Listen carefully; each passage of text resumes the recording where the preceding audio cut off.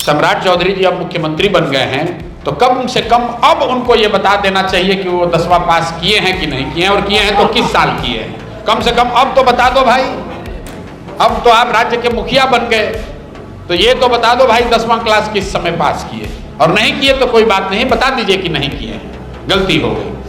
बात पढ़ाई की नहीं है, बात चरित्र की है।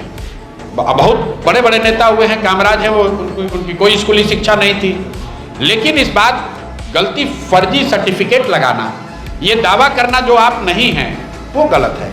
अगर आप कोई सिपाही का एग्जाम देंगे, उसमें अपने शिक्षा का कोई गलत प्रमाण पत्र लगा दें या दावा कर दें, आपको नौकरी से बर्खास्त कर दिया जाएगा।